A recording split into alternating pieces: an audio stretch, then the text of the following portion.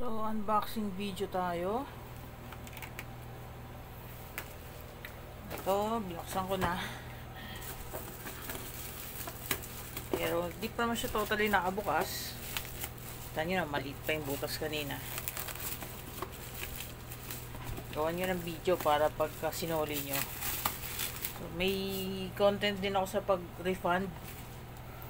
Mga matitikas ang mukha ayaw mag-refund sa online shopping, kahit sa Lazada shopping.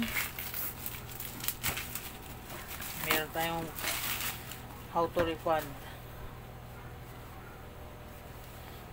At ito, yan nga, motor lang kasi nag-deliver, tapos nipis ng bubble wrap, tapos hindi siya box in a box, tapos white daw to. Tingnan natin, pag hindi to white, syempre susoli ko to.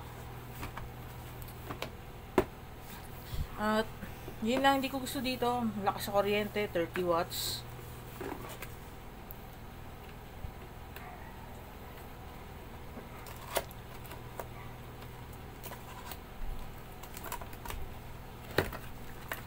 Pero malaki to. Yung binili ko malaking ceiling fan, 12 watts lang yun. Yung ceiling fan na malaki na maganda. Ginawa ko ng content inverter ceiling fan. Ito, ang liit lang nito. Ayan, liit lang ng pin niya. Tapos 30 watts. Hindi ko alam kung baka naging 30 watts, kung siguro sa ilaw.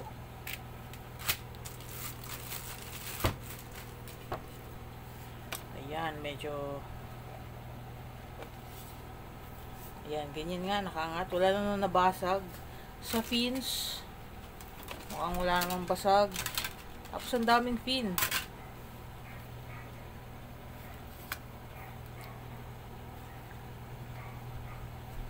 Ang liit nga lang nito. Kaya lang, ang maganda sa kanya ay meron siyang siya. Hindi ko alam kung ano maganda rin dito. Maganda siya tignan. Yun lang. Compare sa ginawa ko. Ang pangit ng kinabit kong dito. Pero mababa lang yung konsumo nun. Ito.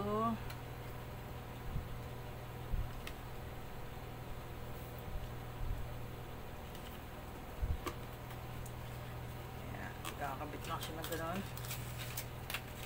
Tignan natin kung may battery na to. Ay, yung battery, tatanggalin nyo lang tong... May battery na siya. Papakita ko rin mamaya yung ganito ko na ordinary lang. Yung walang ilaw. Pero mura lang yon. Tapos ilang pangit siya tignan kasi maraming wire. Saan ito galing? Dito?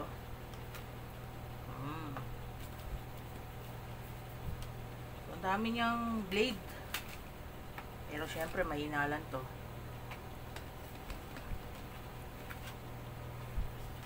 Yung sa baba, yung sa sala na kinabit ko na ceiling fan, nalagay ko na lang dyan yung picture. Mahal kasi yun, 4K. Ito, mura lang. Kaya lang yung ilaw nito, hindi ko alam paano pag papalitan na pag napundi. Pwede ba palitan yung ilaw lang?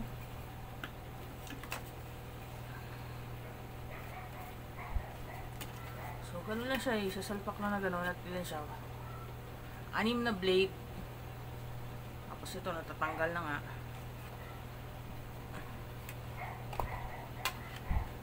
Mukha namang kayang palitan, pero naka-nut.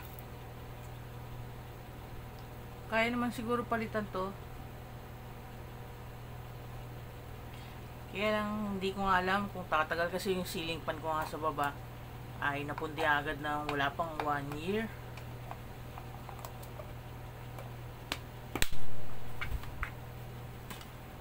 Ikakabit na natin tong ceiling fan. Yung size niya, ayan, 2 dangkal ko lang, pero malaki kasi ako.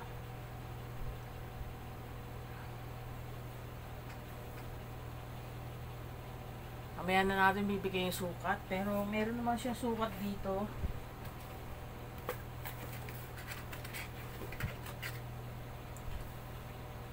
Ito yung 42 cm. Pero yan, 42. Ito yung height niya. At buti naman white. Tapos may timing function siya, 3 speed. 3 speed, may timing function, may memory function, sudden stop. Tapos tatlo yung ilaw niya, kaso tingnan natin kung may memory nga yung ilaw o yung katulad sa baba nung binili ko, 4,000, tapos kada pindot mo ng light nag-iiba yung kulay, yung pangit. So ito yung, since tatlo nga yung kulay niya, may natural, may warm, may mas warm, mas dilaw, at may white. Tingnan natin kung white pa siya o bluish. Pero papakita ko na nga yung luma ko. Yan, nakageto. Yan yung ceiling fan. Yan yung ilaw, tapos may smart plug pa doon para mag-control dito sa ceiling fan. I-off na din natin to. Ayan, nagbutas ako doon. Napakahirap magbutas dyan. Hardiplex kasi yan. So yan, ang dumi niya.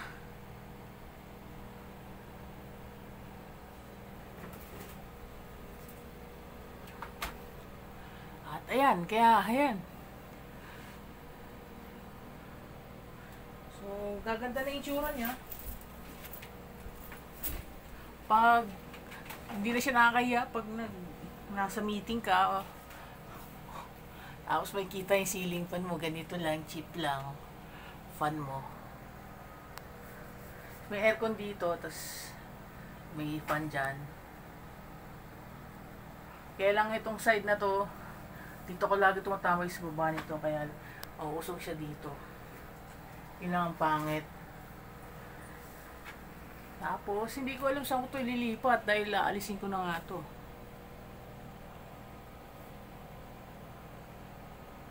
Natanggal ko na. At, yun nga lang siya kasimple. Iikot ko na siya dyan. Maganda na siya tignan. Hindi na siya ghetto.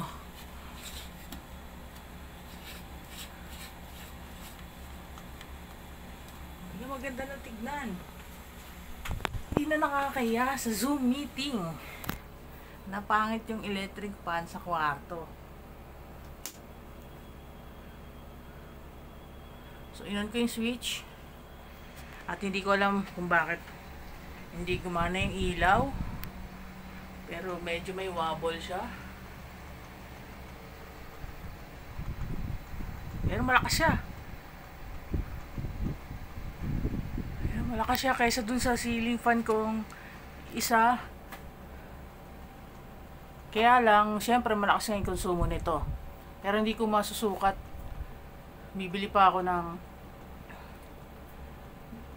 akong mga gamit para masukat ko yung consumption nito. Gagawa ko na lang ng bagong video.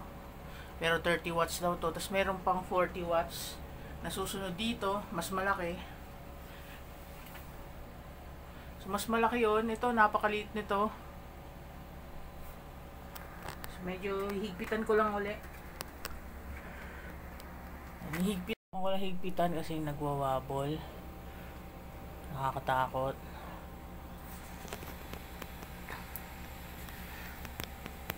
Ayan, tapos on ko ulit yung switch.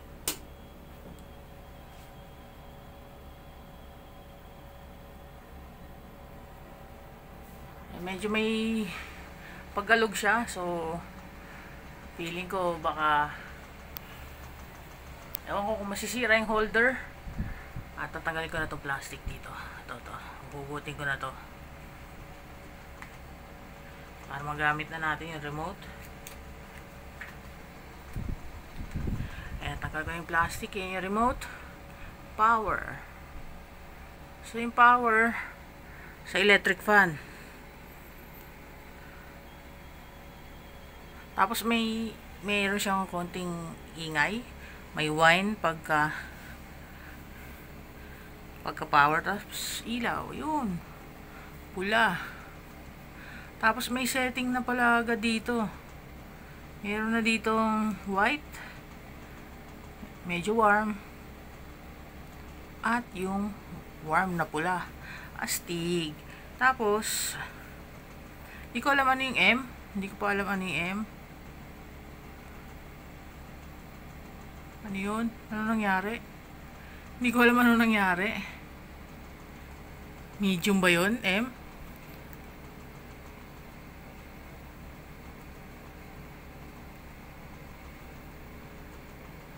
Nalalakasan yung ilaw. So, nalalakasan yung ilaw. Pag pinindot mo yung M, hihina yung light. Yung CT, hindi ko pa alam para saan.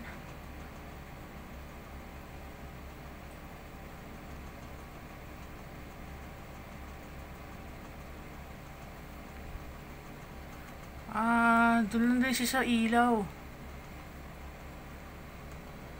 Aray ko. Sa ilaw lang din siya.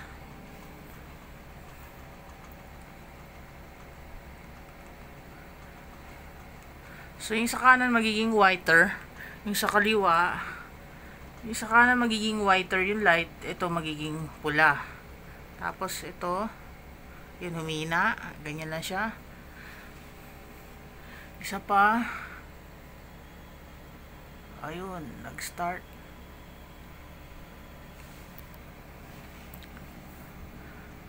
Isa pa, pindutin natin. So, dalawang pindot lang siya, parang on and off lang din siya.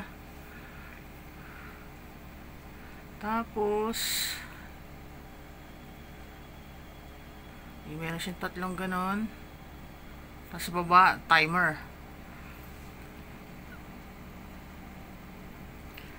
Ayan, steady yung light, steady yung linya, steady yung buga. Ito, pinindot ko to. Siguro ito umaalon-alon, humihina-hina.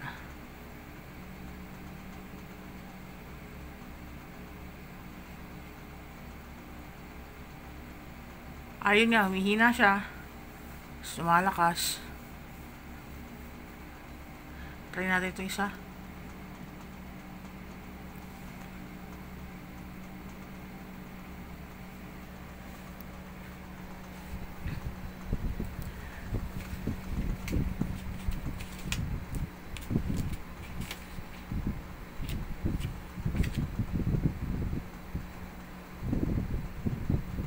So, yun na yung strong wind pala. Ang hula pa, meron naman palang ganito.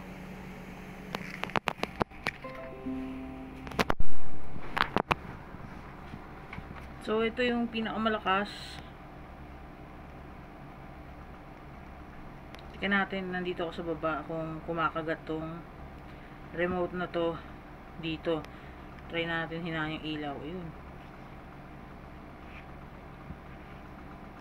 Off. Ayun, namatay.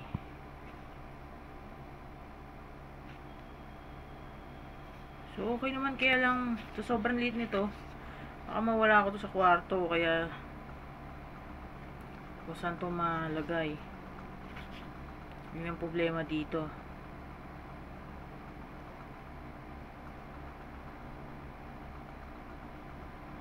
Parang saan yung sa gitna. Yun, fan on and off lang. Tapos with memory function yun. Kung ano yung setting mo dito na iniwan mo, pag pinatay mo, yun yung maiiwan. So, try natin ilawan. Yan. Lakasan natin yung ilaw. Boom.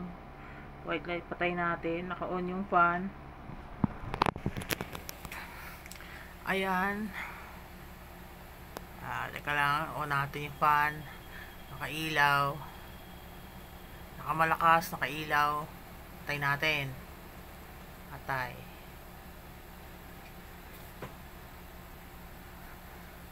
Buksan natin.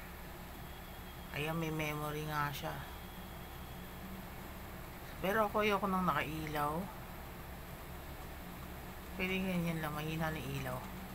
At yun nga, medyo shaking siya.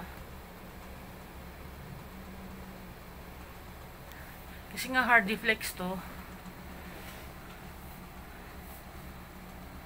Mas maganda siguro siya kung hindi sa hard deflex. Kung sa semento.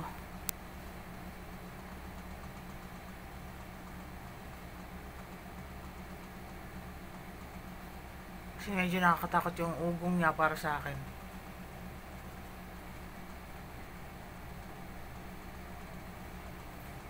At ayun. Mas gusto ko nga lang talaga yung pwesto nung nandoon. Nandoon pa yung fan ko. Medyo kalat naman yung buga niya compared dun sa isa. Pero kung hihinaan lang siya, yung lowest. Summer ngayon, habang nagte-testing ako.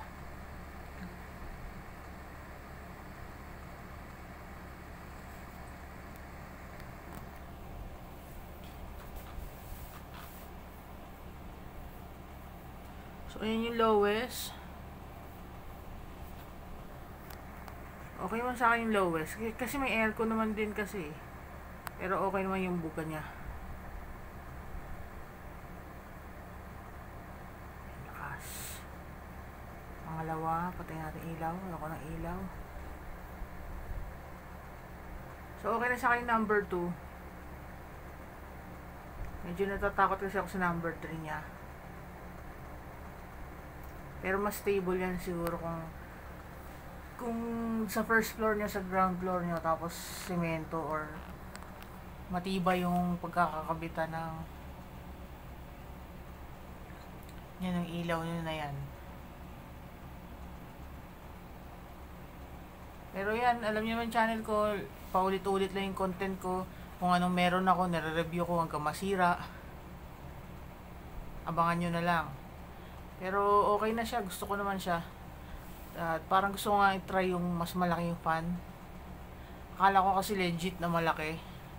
Ikalit din pala kasing size lang ng tinanggal ko. Pero mas malakas nga lang siya.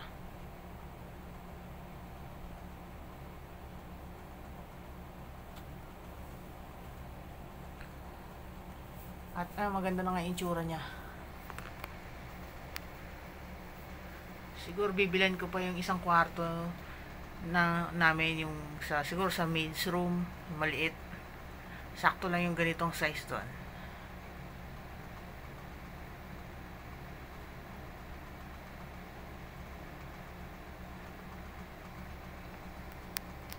At bibili pa ako ng malaki. Tinesting ko lang muna yan. Okay naman yan. Link niya nasa description kung gusto niya din yan. At sa akin okay naman siya, kaso hindi pa siya na testing talaga dahil ayun nga, kaka-unbox ko pa lang, hindi ko alam kung tatagal yan. Lalo dito sa taas na to, mainit dito, summer. Kaya lang pag daylight kasi o pag may araw, naka-on yung aircon dahil may solar nga. So hindi talaga yan mabubugbog. Pero yung isang bibiling ko, walang aircon dun sa kwarto na yon. At yun, mabibilad talaga yun sa araw. So, i-follow nyo lang ako. Follow lang, subscribe lang kayo. Tapos, gagawin ko ng content yung ikakabit ko sa kabilang kwarto. Siyempre, i-unbox ko din yun para sa warranty. At i-upload ko din. Tapos yun, makikita nyo na mabubugbog yung sa araw. Baka bilhin ko na lang mas malaking size dito sa kwarto na to. Tapos ito na lang ibigay ko doon sa kabilang kwarto. So ganun na lang yung gagawin ko. So like, comment, share, subscribe. Pag may tanong kayo, alam nyo na, comment nyo na lang. Bye bye.